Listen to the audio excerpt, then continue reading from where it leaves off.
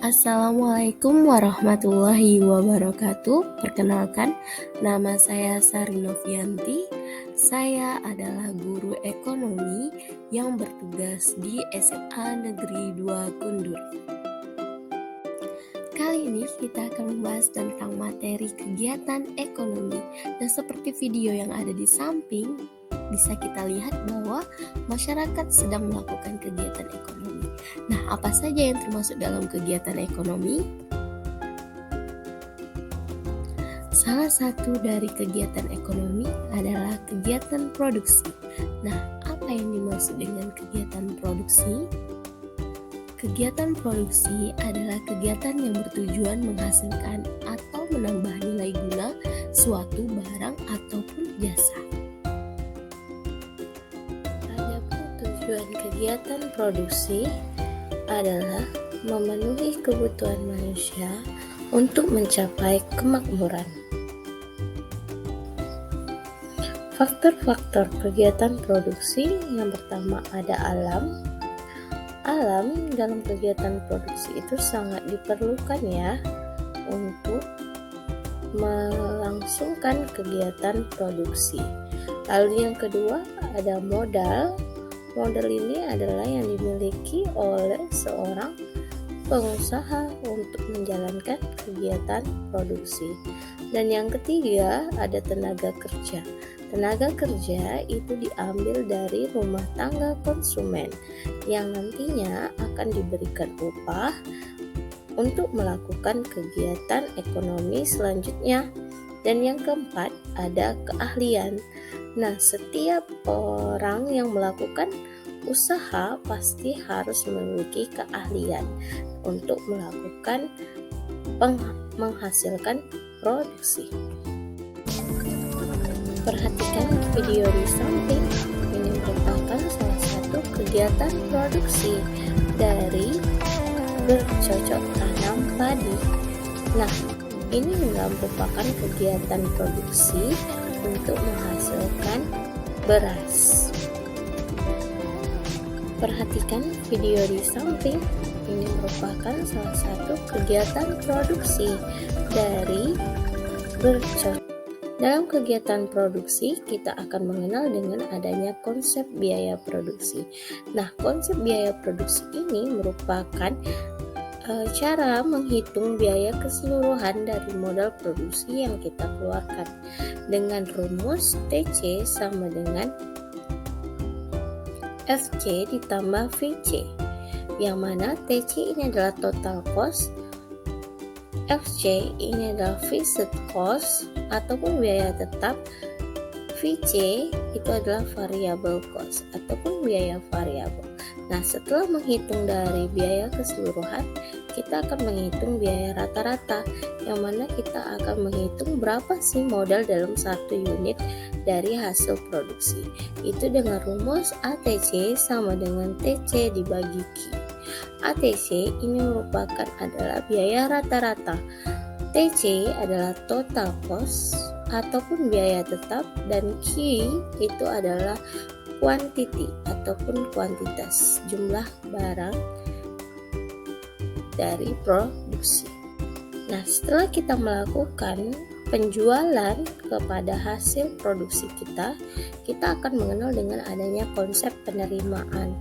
Karena konsep penerimaan ini adalah pendapatan yang kita hasilkan dari menjual hasil produksi. Nah, itu dihitung dengan rumus TR sama dengan P dikali Q. TR adalah total revenue ataupun total dari penerimaan kita. P itu price ataupun harga. Q itu adalah quantity ataupun kuantitas, ataupun juga disebut dengan jumlah barang.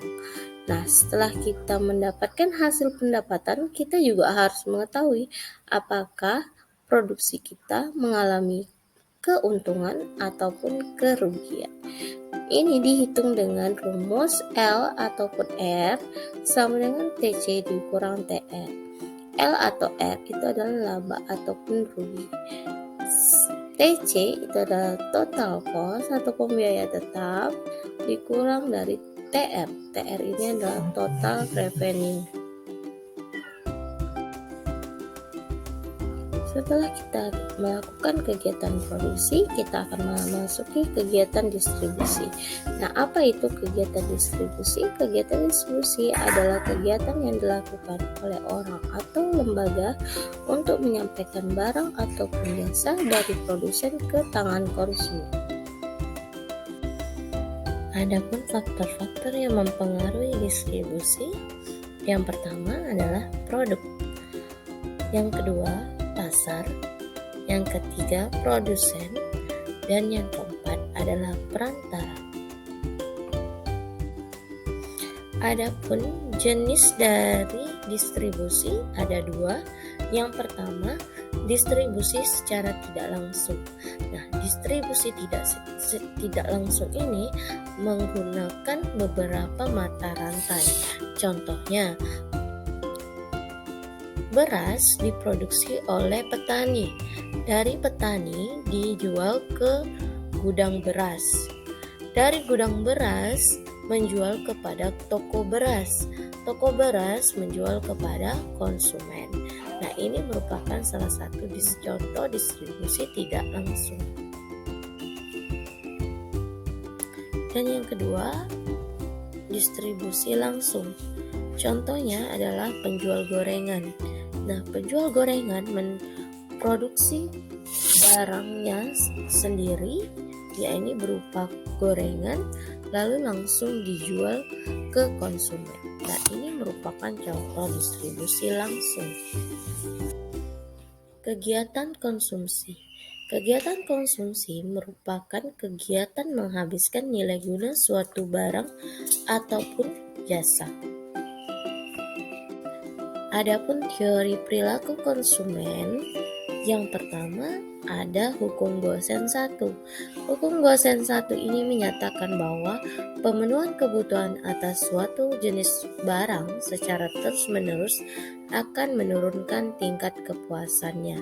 Nah, di sini contoh dari hukum Gosen 1 seperti kita mengkonsumsi air putih pada saatnya karena sesuai dengan syarat dari hukum Gosen 1. Nah, benda yang dikonsumsi hanya satu macam dan sejenis, pemenuhannya secara langsung dan secara terus-menerus tanpa tenggang waktu. Jadi, kita meminum air putih itu pasti secara terus-menerus tanpa adanya tenggang waktu. Dan benda yang kita konsumsi pasti hanya satu macam, yakni air putih.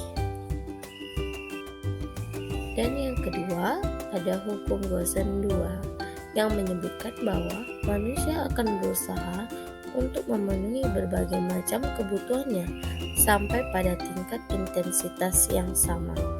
Nah, di sini ada contoh, saat mempunyai uang sebesar 1 juta, maka kita akan cenderung menghabiskan uang untuk berbagai kebutuhan.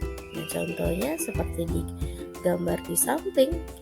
Misalnya, ada seorang artis yang membelanjakan uang untuk membeli tas, baju, celana, dan sepatu.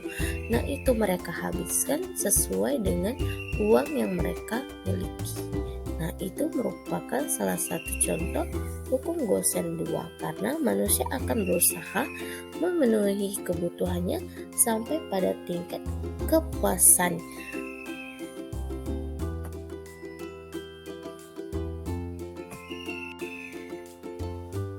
Terima kasih sudah melihat media pembelajaran saya pada materi kegiatan ekonomi. Mohon dukungannya untuk subscribe, like, and comment. Assalamualaikum warahmatullahi wabarakatuh.